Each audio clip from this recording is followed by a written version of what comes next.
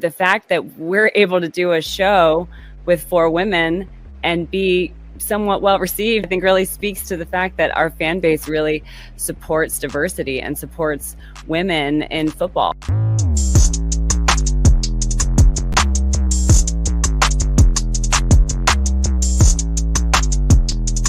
Hayden Hurst, the tight end. First of all, I like him because he's a ginger. Second of all, I like him because it's all about mental health. That's what every team needs, is a ginger and somebody who's all about mental health. I loved everything Urban Meyer. It made me feel better about everything. I'm his biggest fangirl right now. I would give him a lap dance if I could. Gives a new meaning to the term steak hooker, I guess. The what? Gives a new meaning to the term steak hooker. You never heard of a steak hooker? Who they say gon' beat the Bengals? Who they say gon' beat the Bengals?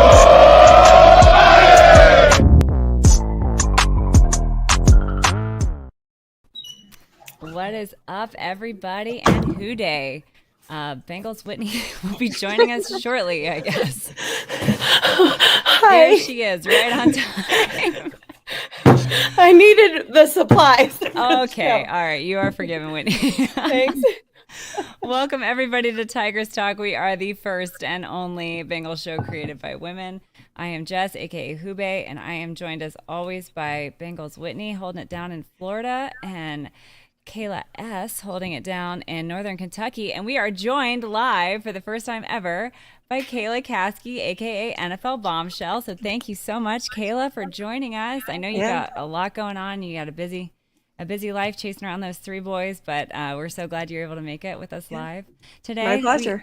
We are noticeably missing Jerry. Unfortunately, she is in the path of Hurricane Ian, I think. So she is boarding up her house and evacuating as we speak. So our thoughts and prayers are to Jerry and everybody in the path of that storm. But thank you guys all for being here today. Thank you so much.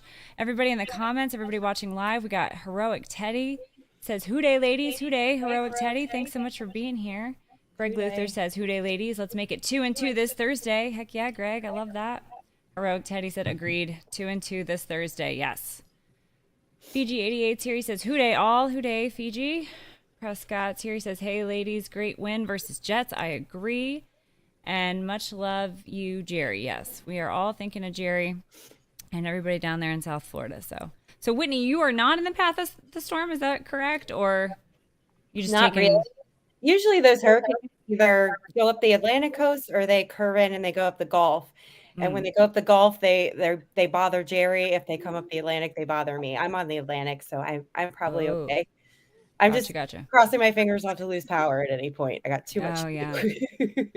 Well, the weather in Ohio was weird today. There was like hail coming down when I was driving out, running my errands. It it was beautiful. The sun was shining, and then it rained, and then it hailed. And then by the time I got to where I was going, it has stopped. Like, it was the most bizarre weather day ever, but you know. Anyway, we are all here. So, game recap. I think we all needed that win for sure, but the hot start was the thing that really impressed me the most. And I owe whoever that was on Jeff's show, I need to find this out because I owe you an apology, sir, because I kind of blew you off when you said that if we won the coin toss, we were going to take the ball first. And I was wrong. And I am happy to admit that I was wrong about that because, wow, when taking the ball on the coin toss, I mean, winning the coin toss and then taking the ball, I feel like it's a really ballsy move. Joe Burrow was back to being Joe Burrow, I think. So won the coin toss and actually elected to receive. Burrow was 9 out of 11 on his first drive with that 12-yard throw to P. Ryan for the touchdown. After that one to T got called incomplete, and I kind of disagree, but whatever. Bengals defense foreshadowed the whole game by only allowing them to get a field goal. So that was pretty much how the whole game went for them. So that was great. Tyler Boyd ended the first quarter by breaking 2 tackles on his 56-yard touchdown, which I was like screaming in my office when I saw that come up on my phone, because I'm literally watching the play-by-play as I'm like in my office working, and I was like, I couldn't wait to see the video of that, because that was just awesome, incredible. Then we got 2 Evan McPherson field goals to end the half and went to halftime 20-9. And then on the third quarter, defense opens up with Trey sacking Flacco. Also some foreshadowing, I think. BJ Hill recovered that fumble. 4 plays later, Burrow found Chase for the 5-yard touchdown. Bengals defense dominates. Flacco, like they've done so many times before, like we all kind of thought that they would. And I wasn't wrong about that part, so I'm happy that I wasn't wrong about that part. And the offense controls the clock while P. Ryan chewed up almost 8 minutes in that late in the game. I thought that was, I mean, I think a lot of criticism was saying that like the Bengals offense kind of stalled, but I kind of think they had them right where they wanted them. You know what I mean? But yeah, I don't know. But overall, great win. I think that's what we all needed. And yeah, what did you guys think of the game? Much easier day of game watching than we've had so far this season. I wasn't not. Sometimes I feel like when they're winning so much, you just like know they're going to win. The game is like boring, almost like when they're losing so much, you know they're going to lose. And it's just kind of like I want them to win, you know, but don't make it so boring. But I don't know. Let's get the win. Yeah, I agree, and I feel like a lot of people like that. A lot of people are like, I want a good game, I want a close game, and I'm like, I can't. I don't know. I win to win. I win to a win. good game is subjective, I think. I will take boring all day, every day. Put me to sleep. It's tough, I think, when you've been a Bengals fan for so long and you just are constantly being told that you're not good enough, that you're never going to do anything. Anything that you get is a fluke. Anything that you do is just not enough, and it's, you know, circumstantial. I think like when we just come out and just dominate from the beginning, I think that it's a lot of fun. But Prescott says, Joe Burrow and the O-line did well. I saw on highlights. Yep, I agree. Rob says, thank you, Bengals, for beating the Jets and making them upset. Did we make them upset? Greg says, hats off to Samaje, who controlled pretty much the whole fourth quarter. Yeah, that was incredible. Thursday game with the jerseys will be sick with the whites. Yes, I'm super excited about that. Jules is here. She says, hi. Hi, Jules. How are you? Christine says, Hooday, I missed watching you all. We missed you too, Christine. Faves. Jules, you're our favorite too. Teddy says, great win indeed. Offense might have stalled a little in the second half, but there were still things I liked. I do hope DJ Reader heals up well. Yeah, that was a bummer. That might have been one of the reasons we kind of stalled too, is because we were getting kind of banged up a little bit. And I think that we were winning so much that it was like, why risk pushing it? I don't know. I'm with you. You're and right. honestly, like we'll talk more later, but the whole hit on T, I think, was just absurd. Hooday Kelsey, thanks for being here. Hooday Eric, he says, we have all earned our blowout Bengals victories for every game through the Super Bowl today. Yes. Probably my favorite sports person in Jules. No. We love her Kyle too. Kasky says, Bengals D-line kicked the Jets O-line so bad they went out inside Cedric Obwehi. Just saying. Damn, NFL Bombshell is hot. Oh, NFL Bombshell, you got a fan. It's not that kind of show, Kyle. You got a fan. I love your bucket hat. Thanks, Jules. I was originally going to wear this tomorrow or on Thursday, but now it's going to be cold. So, Rob says, Jets fans here in New York talk trash, ran their mouths about Sauce versus Chase. Glad he had a great game. Yeah, I mean, Sauce is great, but Sauce looked really good. I was very happy for him, actually. Me too. Impressed. I mean, he's a first rounder for a reason. He was impressive in college, and you know, I wish nothing but the best for him. But you know, we won the game, so yeah. Prescott says there's Bengals, Hooday, and Saints Hooday. Yeah. All right. Well, I think overall great day. Defense was really, I think, the star of the show.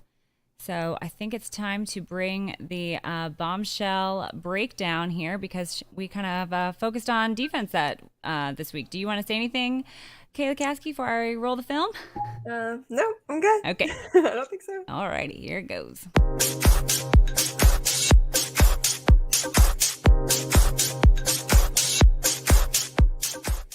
Hey y'all, this is Kayla Kasky with this week's edition of Bombshell Breakdown. And today we're going to be looking at a couple of plays about how the Bengals defensive pass rush exploited the Jets' left side of their offensive line. All right, y'all, let's take a look at the video. Okay, y'all, so on this play, we're going to talk about how Hendrickson is able to get around and get a sack on Flacco. So just to kind of orient you, this over here is the Jets' left side of the offensive line, and this is just one of their weaknesses they found. So when coaches are looking at film throughout the week, their main purpose is to find the other opposing team's weaknesses and how their team's strengths can counterpose their weaknesses. So you're just looking for little battles throughout the game of war, throughout the entire game, to try to win weaknesses and strengths. Let's try to match them up as much as we can. So let's just kind of look at this play here from the sidelines, how Hendrickson's able to get around. Jets go to empty set, and Hendrickson is able to beat his little guy there and get the sack. So now we're fixing to look at the end zone view, and I'll kind of set it up a little bit better for you here once they all get up off the ground. Okay, let's kind of let it go here. Okay, let's let the running back go get over on his little side. All right, so now let's go to red. So we have the 5 little offensive line guys here for the Jets, but they've also pulled in their tight end to help, and their running back is helping on this side because the Jets really don't know where the pass rush is coming from or when it's coming. So, and the Jets know that they've struggled on the offensive line, so this is, and that the defensive pass rush is one of the Bengals' strengths. So they've just brought in extra help and extra protection throughout the game. So let's kind of let this play kind of come out, and I'll show you here. All right, the tight end's job here is to chip block Hendrickson coming around to give the tackle, this is the tackle, more time to be able to get to him. Same thing's happening over on the right side. The running back is chipping number 96 here to give the tackle more time. All right, and let's watch the left side first. Actually, let me clear that. Watch these 3 guys right here, this little play. So he chipped him, and 76 didn't get out on Hendricks in time, and he wasn't able to stop him from getting to the quarterback. Let's go back here and watch the right-hand side now. So now let me show you where we're watching. The running back's over here is going to chip, and the tackle's going to come out, and the tackle's actually going to hit his block this time and get it. So 96 is not able to get to the quarterback because he did it right. But let's go back and see what happened. We're going to go back to the left side now and watch. Okay, tight end is chipping, but 76 here? He should have been already out, taking more steps, not waiting, moving these little feet to get over there to get him. And he didn't. 76 let Hendrickson come to him versus going out to get Hendricks and pushing him away from the quarterback. So he got beat. Okay, we're going in a different direction this time. So here, this is the left-hand side, the weakness of the Jets line. Okay, and let's go back. We missed something. There's so much happening, y'all, in football. We have to watch it multiple times. All right, man coverage right here. That's how they know. Boom and boom. One guy's moving, so the other guy's moving. So the Jets know at this point that the Bengals are doing man coverage. So the Bengals only have to worry about these 5 guys rushing because all these other guys had their own little person to find. So the Bengals at this point, the Jets at this point know there's just 5 guys rushing in. So let's watch because it's man-to-man coverage. Okay. This is the picker got through and also Hendricks got through for the sack. So this is a sack, but there's multiple ways that this sack was going to happen. All right, y'all. So obviously Hendrickson beat his man and got around for the sack on this play. But what I want to show y'all is the pick game that the Bengals were bringing to just kind of create havoc in the pocket. So we have our guys rushing here. 58 is going to be the picker. And he's going to be picking here. 78 and 60. 92 is coming. And this guy's coming all the way around to try to get the tackle, to try to get the sack. So let's kind of watch it go. And we'll kind of set it up here. All right, I forgot the pause button. Let's go back and look at it. All right, now here we go. It's coming. Bear with me. Okay, so here we go. Here's the picker. He's picking, taking these 2 guys out of the picture. They're over here. Hendrickson's going to beat him and get the sack no matter what. They're fighting over here. But here is our guy that's coming around and trying for the sack too. But a lot of times what happened in this case, the offensive line is going to be so worried. Okay, we stopped our picker, but this guy's coming. Now we got to go get him. So if you watch in this play here, they let the picker go because they're more concerned about the guy trying to come in and rush. Let's watch it. Boom. He got out. The picker was free too. So there's multiple ways. Oh, let me get back to the play here. There's multiple sacks. This guy, Flacco, was going down no matter what on this play. Let's just watch it again. There's so many people coming. Okay, boom. He was coming here, and he was a picker, and this one was the one that was actually coming around. So now you have 3 guys that are actually targeting Flacco. So no matter what here, if Hendrickson got stopped, like this guy got stopped, you still had 2 more coming in for the sack. Boom. All right, y'all. So I hope y'all saw how the Bengals were able to find a little weakness in the Jets offense going into last week, and they got that big win. Number 1's always the hardest. All right. Again, this is Kayla Caskey, and that's this week's Bombshell Breakdown.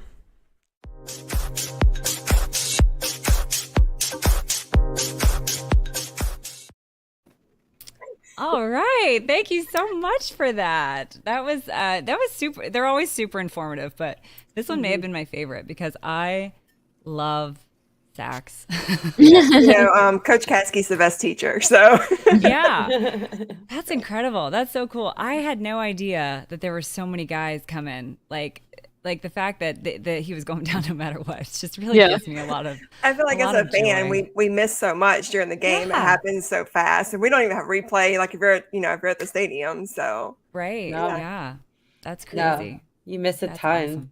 This is great. And I know you love it, especially Jess, because you're such a defensive person. I love defense. I do. I love yelling, hitting. I don't know. I love it all. But all the bodily harm. Right. It's all great. It's all good. It's all good in my book. But what do you think is the hardest thing to look at, Kayla Caskey, when you're looking at like evaluating how the offensive line is doing and how the defensive line is doing? Is it hard to know like where the assignments are supposed to be, or is it pretty obvious? Like what would you say is the hardest part about evaluating all that? I think from like a non-coach's perspective, when you're just going in as a fan, just knowing like what their assignments are. Like I even asked Kyle, like in the first couple of games, like is the O-line, are they like just missing their assignment, or are they just getting flat out beat? Because you don't know what the opposing team's like strengths and weaknesses are. You haven't studied film all week, so you don't really know what the game plan is. So just going in, right. You never know. Like a lot of times people think, oh, well, they ran the wrong play or there was an interception or something, but it could have just been like a busted coverage or something else happened that caused, even announcers get it wrong sometimes because they don't necessarily know what play was actually called. You don't until you're out there. And just, different things happen when you're out there on the field. So, yeah, I think that's so important to remember. And I think there's been a lot of criticism, and some of it fair, but some of it maybe unfair, that, nobody really knows what goes on inside the locker room and inside those huddles and inside the meetings and things like that, other than the coaches and the players. And coaches don't want to make the wrong call. They spend so many hours throughout the week, like putting together their game plan and knowing like, in the red zone, 30% of the time they're in this defense, or 50% of the time they're in this defense, and so forth. There's just so much time that goes into it.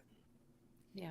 Yeah. And I think one thing that Zach Taylor said recently was that he, people are judging him off of a very small sample from this year. There's only been 3 games so far. So people were saying, oh, these tendencies and these things like that, like it's such a small sample size. It's been 2 games. Like we don't have tendencies established yet. You know what I mean? So I think that, patience is something that we could all stand to work on. To play devil's advocate on that, the tendencies that they're showing, that's what the other teams are looking at. They're scouting the Bengals. They're watching their last 3 games. Plus, the Bengals didn't change any offense or they didn't change much from last year. So they're going back and looking at their last year's games too. Right. So even if when like a team gets a new coaching staff, they're going back and saying, well, who are the coaches? Where were they coaching at last year, and what were they running there too? So yeah, that's a really good point. And I think that that's one thing Joe Burrow had said, I think after a game, I forget what game it was. It might have been the Jaguars game last year. But he said, like, he remembered so-and-so had, normally did something. Mm-hmm. I forget what it was. But that, yes, he's referenced doing that before. So that's just really awesome. It's so crazy how much they have to know about it's like 250 plays. It's insane. I'm like, how do they even, like, learn this? Like, I can't even keep my kid's name straight. Right. I mean, it's insane, but to their, offense, like to their backing as well, you can't go in and put in new plays each week either. Like, this is your game package, and then you have to pick out from that package what we're going to insert for this week's game. Like, you learn it all during training camp, and the rookies learn it all during rookie mini camp, but then like we're going to go back and focus on these 150 plays for this game and not worry about these 100. Because when you start putting in too much, into the game plan, then that's where you kind of lose focus too. So yeah, that sounds so confusing. I'm really glad that I don't have to do that. I can't even walk and like swing my arms without like hitting the door frame half the time. Like, there's no way I could know where my body was on a football field like at any given moment. And to be able to change it up just like that, in the blink of a second, or to see like, well, this guy's here now and I need to go this way. And it's when you set your feet up for a play, you set your feet up for a play. And sometimes it's a matter of like inches, or like, I'm going to turn my toe to the left this time, or I'm going to turn my toe to the right this time. It's insane. So yeah, I think when I watch coaches, like position coaches, the few times you get a little glimpse of them one-on-one coaching a guy, and they start tweaking those tiny little things, like what direction your toes are pointed, or like your finger placement on the ground, or whatever it is. That's when my mind starts melting. It's so detailed. Yes, it is. And it all matters because they're all professional players out there, and it's a game of inches.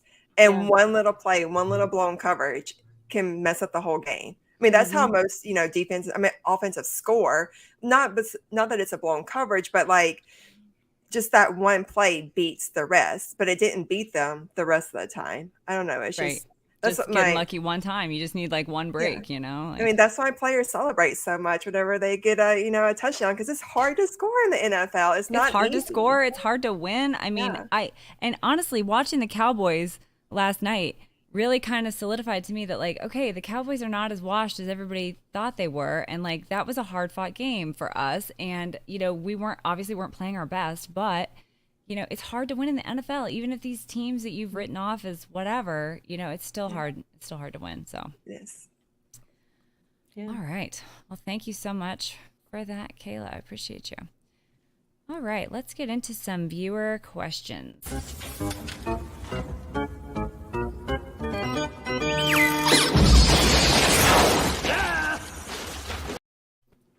All right. Our viewer question comes from Christian this week, and he has two, as always. Thank you, Christian, for submitting your questions. He says, series question. Who do you think will be the first CB to get an INT this year, and do you think it comes on Thursday? Oh, no. What do you guys think? I got some information from the coach. Okay. And the information is out with it. Whoever's not covering Tyreek Hill this week will get the first interception. Covering Tyreek Hill, yeah. Thursday. Yeah, he was a good pickup for them. So yeah, a little. I think Cheeto. Honestly, I feel like Cheeto is due. He has been playing lights out, and I really feel like his day is coming. Thursday might be his day. I don't know. I just adore that he was eating flaming hot Cheetos in the locker while he was answering the question. On brand. Give the man a sponsorship. Yeah. But I agree. I think it could be him because just the way he played last week in particular, he looked like he was really going for the ball as much as he was for like defending it. I think he was really trying to intercept, not just defend or bat it down. So I think it could be Cheeto too. Yeah, I could see that. I mean, he was pretty close, wasn't he, last week? Yeah, and Eli Apple got close one time too, I think. So I think it could be either one of them. But I don't know. I feel like Tua's pretty on point though, so he may just make some really awesome throws this week. It may not come this week, but that'd be cool if it did. That would be fun. Yeah. I love an interception. All right. And then Christian has his fun question. Whether watching at home or at Paycor, will you guys be white out or just a white jersey? I will be white out from home. I am full white out. Yeah. Are you guys going full white out? I will be wearing my white. I'm excited. Yep. White jersey, white jeans, white kicks. Yes. We are whiting out. We love a theme. Yes. All right. Well, thank you so much. Yeah. I think the stadium's gonna look so pretty too with everyone in their white. I hope everybody really does it. I feel like Have we ever had a white out? No. I don't think so. I So mean, I there don't was think so either. It's gonna look awesome with the lights on. Yeah. And if like the city gets involved, it has maybe like I think it's just gonna be awesome. The I city think looks so so too. good at night anyway on TV. I know. It's so It does. pretty. Yeah. I'm You're so right. excited. I can't wait. Yeah. Can't wait. Yeah. I'll be watching all y'all, so have your white on, please. Okay. Yeah. There we go. Yes, ma'am. Yeah. Rob said those white jerseys with the white helmets look sick. Yes, they do. I'm so glad they finally did that. That was such a dumb rule. I'm really glad that it's over with. Yeah. Greg says, Cheeto. Cheeto. I like it. Flamin' hot. Cheetos. We need like Alright. the little mascot for them, but looking like a tiger. Oh, yeah. Yes. In black and white. That'd be so funny. That would be a great Awuzie t-shirt. Something like around those. Yes. Didn't he do his cleats like that one time? I feel like he did cleats like that. That was like Cheetos, like Cheeto. Like, Cincy Shirts needs to jump on that. Right? There you go, Josh. That's a free idea for you. That one's on the house. All right. Well, let's do some conspiracy theories here.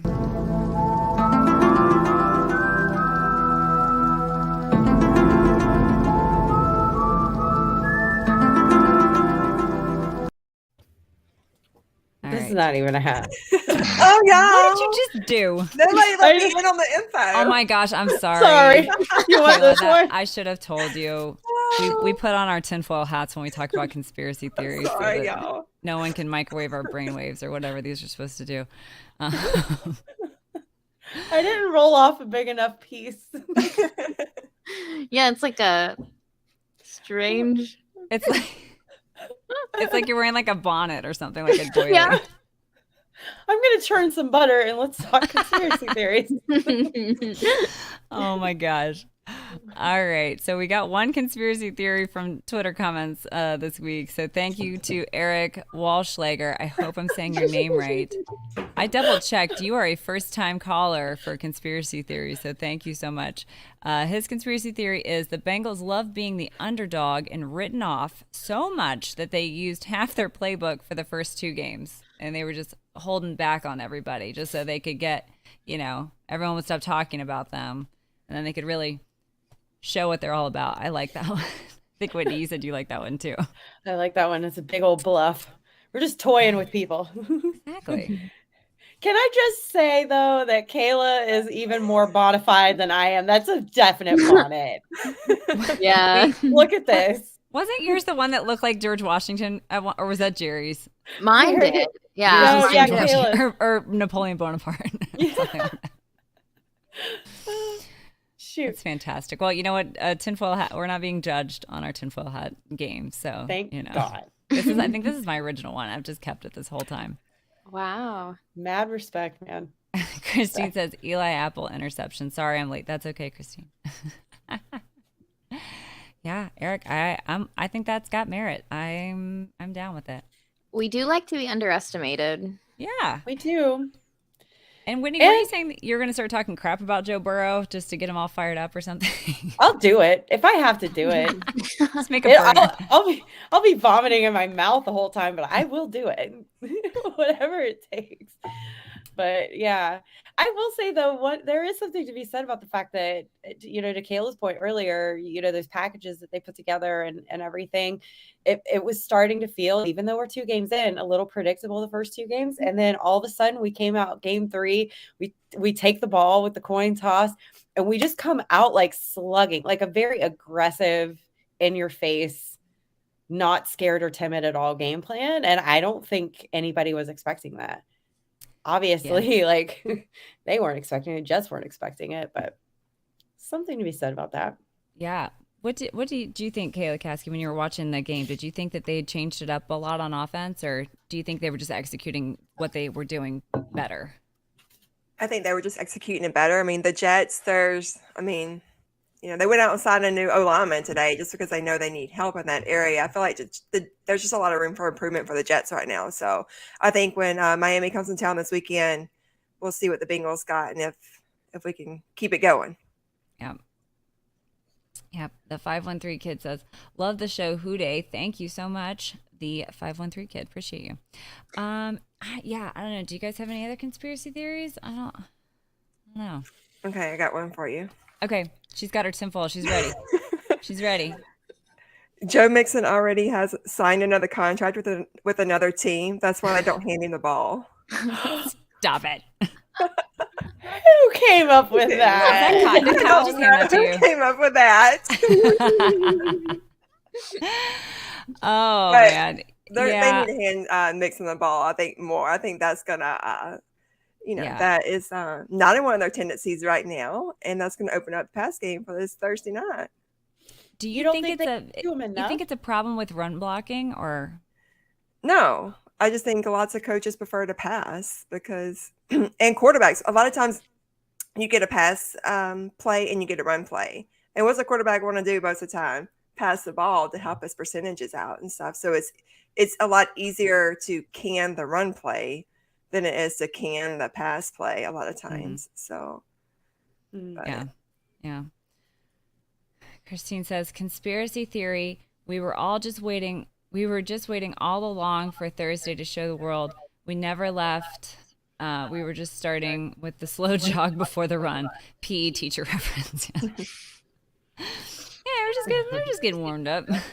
513 kid says, tinfoiled and tuned in. Time to talk conspiracy theories with Kayla Gatsky. Yep. We're doing it. We're doing it. All right. Anybody else have any conspiracy theories? Oh, Eric says he's got another one. Okay, Eric. We're all waiting. That was fast typing. An artificial intelligence program created in Pennsylvania has gained sentience, infiltrated the NFL rulebook, and is creating obscure rules that are only ever called against the Bengals. That's a good one. I buy in. Yeah, 100%. That's really legit. Yeah, like the whole. What was that the first week where he couldn't recover the fumble because it was within 2 minutes or something? There's been a lot of within 2 minutes the ball. Yeah, the person that fumbles the ball can recover the ball, and you can't progress it. Never happens. It's crazy. It's why? Why is that a rule? Like, why does it matter if it's within 2 why, minutes Kayla? I don't know. Because there's a bunch of men out there making up the rules. I keep telling myself, if there were more women coaches and more women making the rules out there, like we would. Y'all know how it is when a bunch of men are trying to do things. Yes. That's not a conspiracy. That's why I'm glad that we're getting more and more women referees. Because please clip that part and put it on the internet.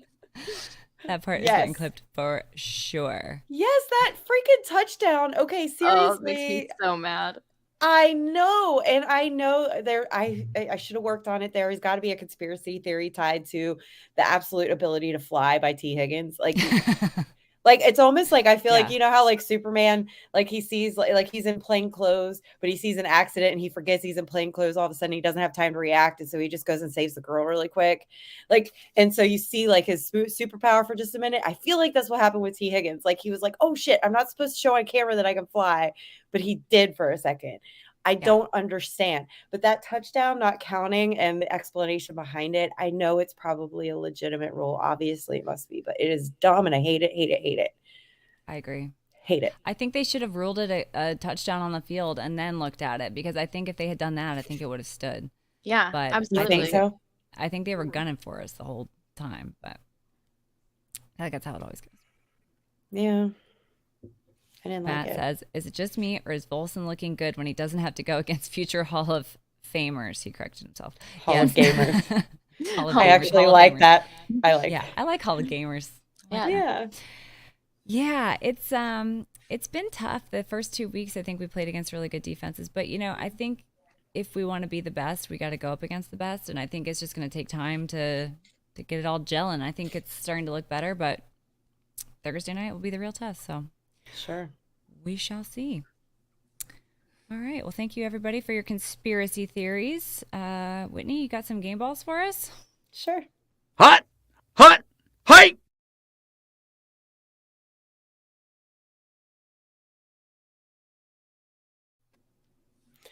Okay, so there was a point during the game that I was like kind of screaming my head off in absolute joy. And I think I tweeted like 20 times in the span of 60 seconds because to the guy, and I think he got a game ball last year. I'm sure he did for me, but he never gets like top billing, but he is clutch 100% of the time, all the time. I talk about him probably a lot, but Tyler freaking Boyd, when he got that touchdown, especially, God, it was beautiful. He does not miss. You can count on him 100% of the time. It's insane. And then second game ball, last game ball, I'm giving to Brian Callahan. I think he was integral of our fast start and charting those plays for the beginning of the game, that first series especially. So to Brian Callahan for some badass offensive play calling. Joe Burrow even complimented him in his presser, so he gets a game ball. Did you guys listen to the locker room interviews afterwards, after the game?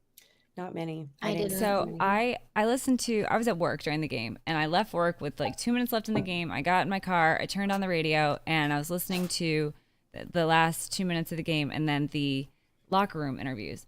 And like, I was having a very emotional day, but can I just tell you that I was literally sobbing driving home, listening to these locker room interviews because Tyler Boyd is just so freaking awesome. Like he just is such a good guy. Like he's such a good team player.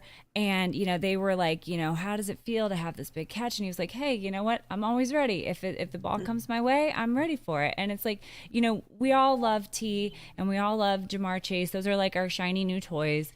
But Tyler Boyd is like the slot guy that was always going to be there. And it's just, he's just been so clutch. And it just, the fact that he is just has no ego about it. He's just ready whenever his name's called. He's ready. He's going to make a big play. That to me is just what this team is all about. And that's what I just love in these players is that they just play for each other. They love each other and they don't let their egos get in the way, you know? And I don't know that I could be the same way. You know what I mean? There's no divas. I feel like if I want to be the best, I want my shot every single time. You know what I mean? So it's just like, it's so incredible to me that these guys just really care about each other and really play for each other. And it's just, yeah, especially when there's so much like money on the line individually. And there's all of that gets in your head, I imagine. Yeah. And then, you know, the media and the spotlight and the attention. And then you've got people literally their jobs are to analyze every freaking thing that you do or don't do every time that you go out there on the field and do your job, who think they know something and they don't. You know, so I just it is amazing to me. And I think he's the type of player that you want to clone. And every team under the sun wishes they had a Tyler Boyd. He's just perfection to me, just absolute perfection. I love him. Yeah. And you need those kind of good attitudes and those, because when you're not winning, you know, that's when you really need those good attitudes to come in to get you through the season and stuff. So yeah, absolutely. Lots of love for Tyler Boyd in the comments. Yeah, I feel like the other one that really got me too was Ted Karras's interview. And he was just like, I really feel like, you know, Joe's starting to trust us more. And I was just like, like, it's just so like heartbreaking because it's like, you just want these guys to be good. Like you just want them to be good so bad. And they want that even more, you know, it's like they want to be good. They want to win. And it's just like when it comes together, it's just so beautiful. Oh, Mary's here. Hey ladies, who day? Hey Mary, who day? Thanks for being here with us. Well, those are some awesome game balls, Whitney. When you said he's gotten one before, I thought you were going to say Trey Hendrickson. You know what? My first thought was I'm going to give Trey a game ball, and then he got a real game ball. And also I'm like, do I really need to give Trey Hendrickson all my game balls every week? I'm becoming such a fangirl. When you're doing well, week after week after week, you're coming out there, you're being explosive. Like it's hard to be explosive every single play, you know, and to give it like 100% every single play, it's hard. He's something well, else. and I think a lot of people had kind of said that he kind of started slow this season and, you know, wasn't super splashy in the first 2 games. And then I forget who they were talking to. I think it was Mike Hilton. They were interviewing in the locker room and he said something like he was happy to have that. He was happy that Trey had such a good day because he kind of felt like he was kind of getting down on himself. And it just like, I was like, God, I don't want him to ever get down on himself. Like, we love you. So anyway, I was glad that he had that day to kind of boost his confidence and get him back to where we know he can be. So Love Mike Hilton too. God. What? Yeah. Mike Hilton. I can't even hear his name come up, and I'm just like, oh God dang, I love that guy. I love him so much. He's so funny. Gosh, he's the best. He's got a great smile too. I love best all these energy. guys. I feel like have such good smiles. Like I just love seeing them smile. Just makes me smile, and I just love them so much. I'm still waiting on that video from our unpaid intern, aka your husband. The When I See You Smile video, that like 80s reboot, but with our players. I forgot. The cheesier, the better. I'm still waiting. I forgot all about that. I've forgotten about a lot of things that I said I was going to do. So, all right, let's talk.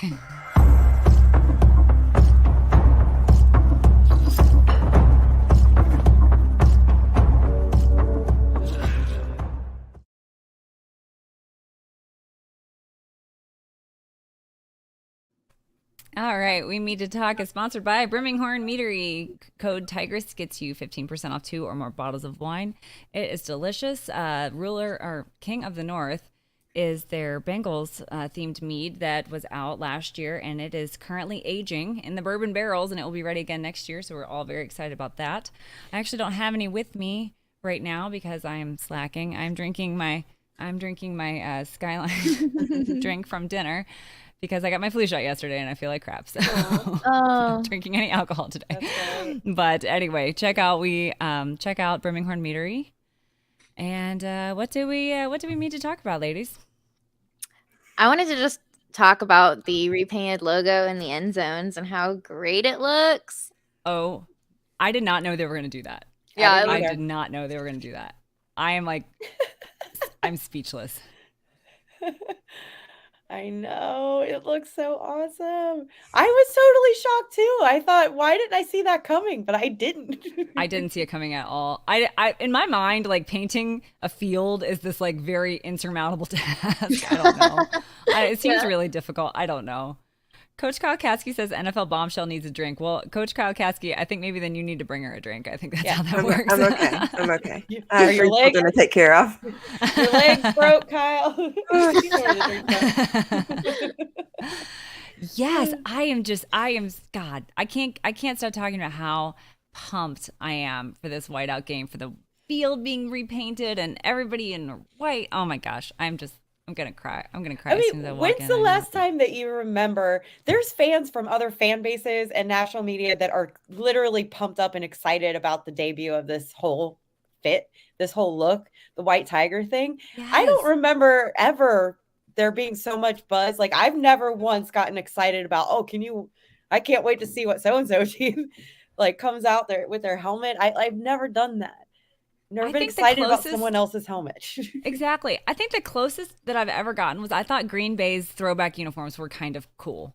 Like I thought their whole throwback thing where it was kind of like, it was like navy blue and they looked really old school and they had the brown pants. Like I thought that was kind of neat. I think 90% of like the throwback or alternate stuff looks like crap. So I'm totally with you, Whitney. I'm super pumped about this and I cannot believe the excitement around the white jerseys and the white helmets and everything else. So yeah, it's really cool. Yes. Well, I think we need to talk about these big hits on T because I think this is now, is this 2 weeks or 3 weeks that he's taken really big hits? I mean, I know he went out that first game. Did he take any big hits in Dallas? I can't remember. But then this hit, man busted his lip. I mean, I don't like to throw around the word dirty lately because I feel like it's been used in a wrong way against some of our former players, but that was a dirty hit and I'm not sorry. I mean, it's crazy. I was so scared. Like I was watching it backstage while I was doing my show this weekend and I was literally like backstage like I was like I have to just watch this later because I am too worried about like literally his health. Like I was like yes. I just couldn't. Yeah. It's crazy. I don't know how it's been allowed to continue. I think, did the first guy get a fine? I don't remember what happened with that. Was he fined? It was Minka Fitzpatrick, right? First game? Yeah. He wasn't fined. So. And then I think, did the fines come out today or do they come out tomorrow? I don't think this guy's gotten fined either. But it's just honestly, it's ridiculous. And I don't know how.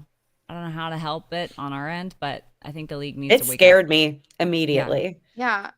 It sounded and looked bad on the spot. Yeah. So. Yeah. And then that one hit on Joe's knee, I felt like that was a bad hit too. Like, yeah. Those are always the scary ones. yes. Yeah. Yeah. I mean, he got up. He was a little hobbled, I felt like, when he got up. So. Grab that hammy. Yeah. All right. Anybody else have anything they need to talk about? I just, for funny, I need to talk about Eli Apple doing the whole grab the end zone, the field goal thing and slid down it. Hello, second career Eli Apple. I am here for it. It was so cute and funny. It was hilarious. Yeah, he looked like a little kid climbing a tree. Like he grabbed onto it. And it's such a meme right now, and I know that I could use it for a million different things. So thank you, Eli. I should have gave him a game ball for that. Yeah. Truly. I'm going to use that a lot. Oh my gosh, that's so funny. All right. Well, Miss Jerry is not here to give us her prediction. I'm sure she would say that she thinks the Bengals are going to struggle, and then she would be very upset about saying that. But her pregnancy has made her psychic abilities in reverse. So it worked last week. So I'm sure that's what she would say this week. So, yep. But okay, let's get to the injury report.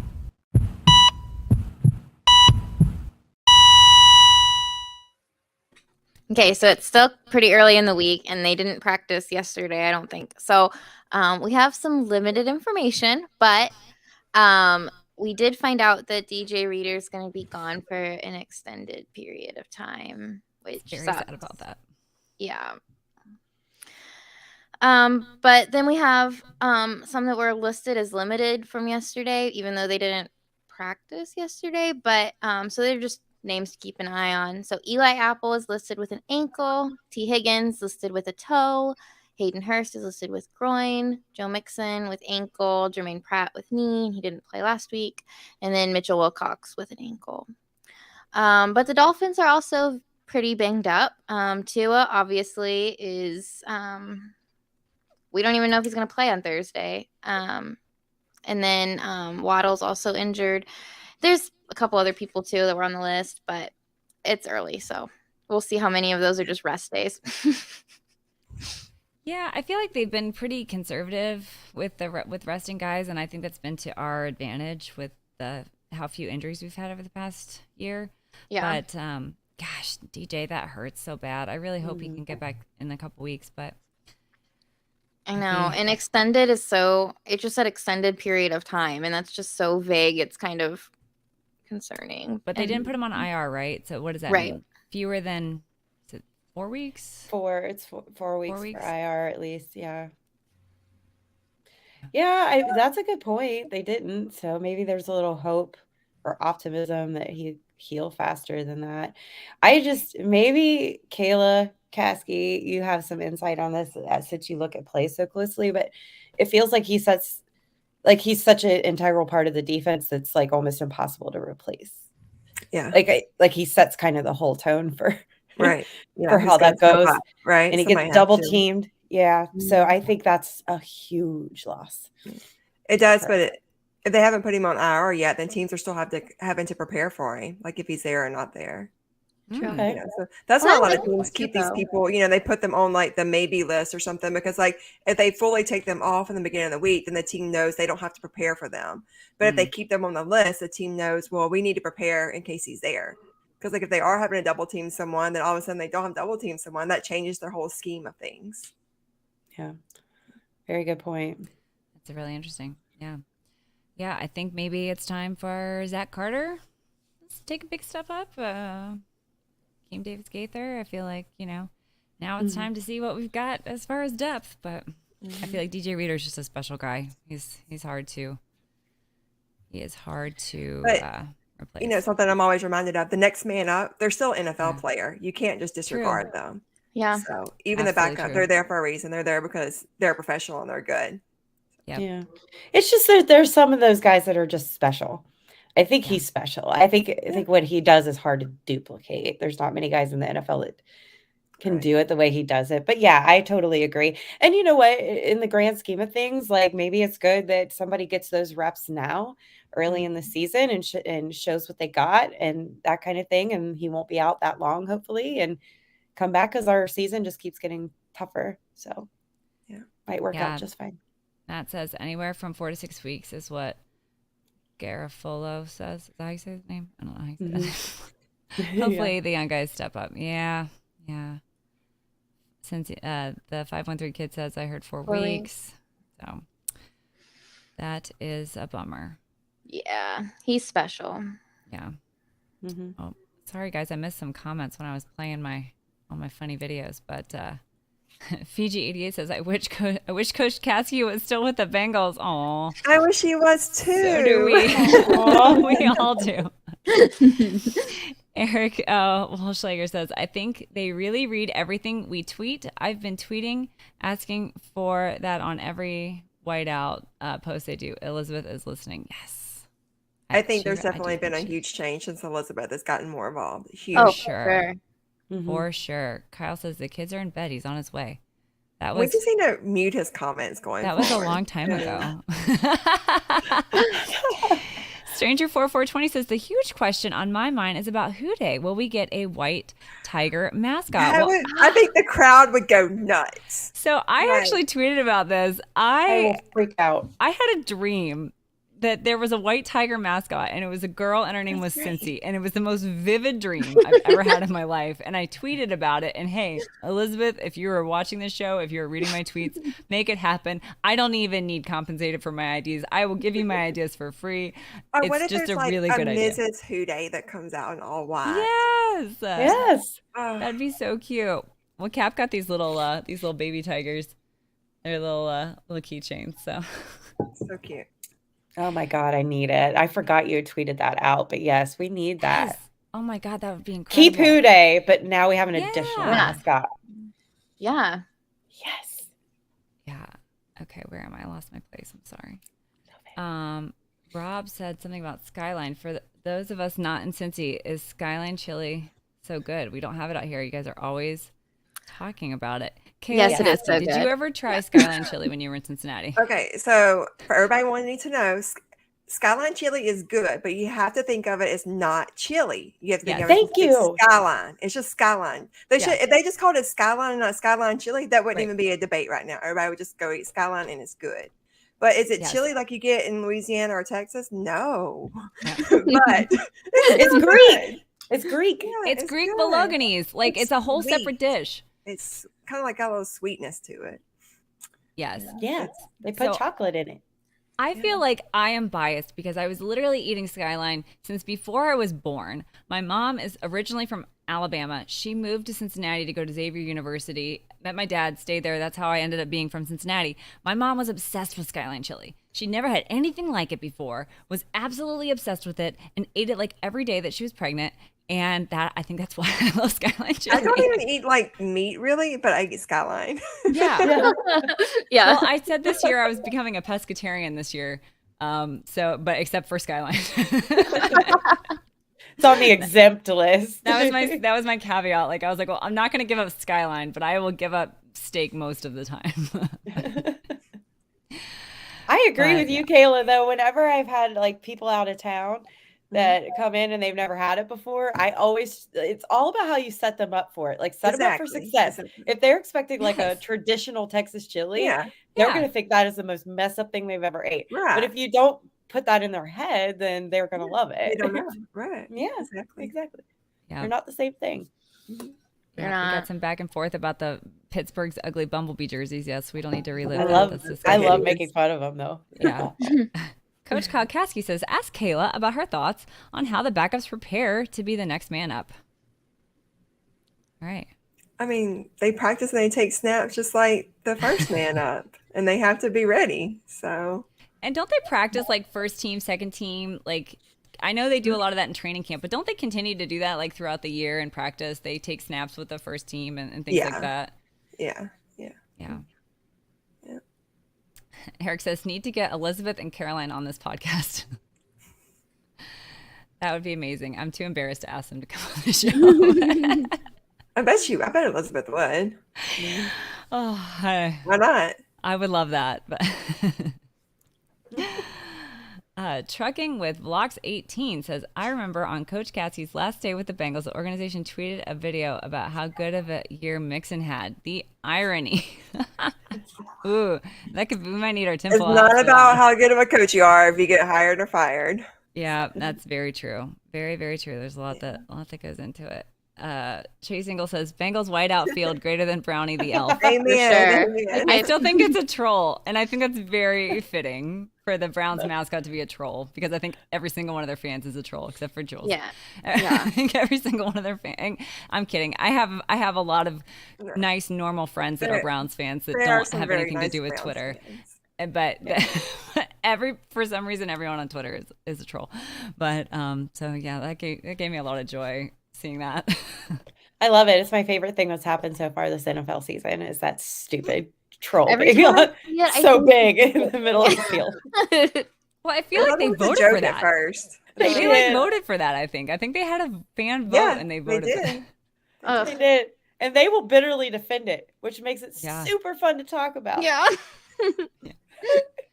It's the dumbest thing to defend ever. So it's kind of hilarious. All right. If you're having a bad day, go make fun of the elf to a Browns fan. Yeah. It'll turn your day around.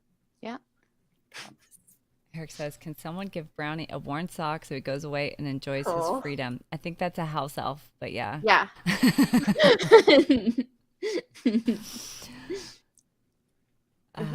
Is that Bengalorian guy going to wear white armor? You have to ask him. I don't know.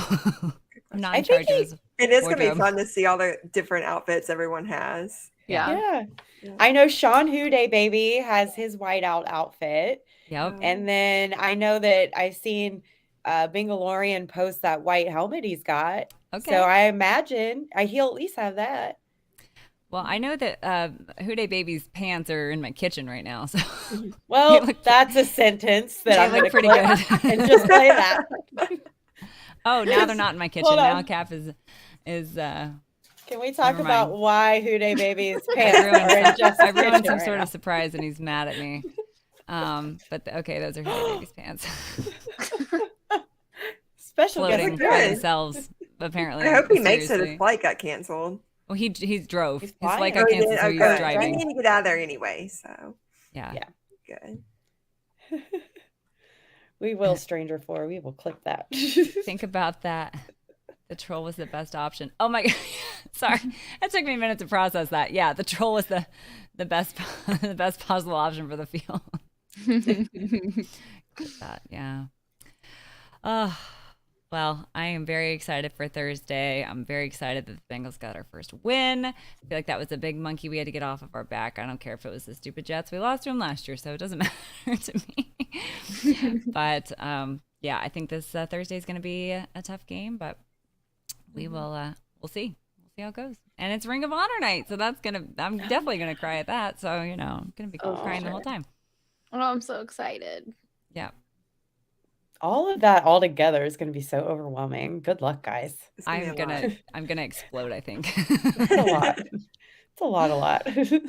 Oh my gosh. Well, thank you everybody that watched live. Thank you everybody in the chat. Thank you everybody watching after the fact. Please make sure you subscribe to our YouTube channel and follow us on Twitter. We are at Tigress Talk Pod on Twitter, and we are trying to get to 1,000 subscribers on YouTube. And once we do, we will be giving away a autographed game-worn Von Bell jersey. I'm sure you guys are tired of hearing me talk about this, so once we get to 1,000 subscribers, you'll never have to hear me say these words again. So subscribe, tell your friends, and hopefully somebody will win that Von Bell jersey this year. So anyway, thank you guys so much. Kayla, Fiji88 says, Kayla was a great add to the show. Thanks, all of you. Really enjoyed. Well, thanks for watching. And yes, we're very grateful that Kayla Caskey had time to join us this week. Yeah. And we are sending our prayers for Jerry. Matt says, awesome show. Thank you all. Thank you, Matt. Thank you so much for being here. So, Houday, everybody, and have a good one. Houday. Houday.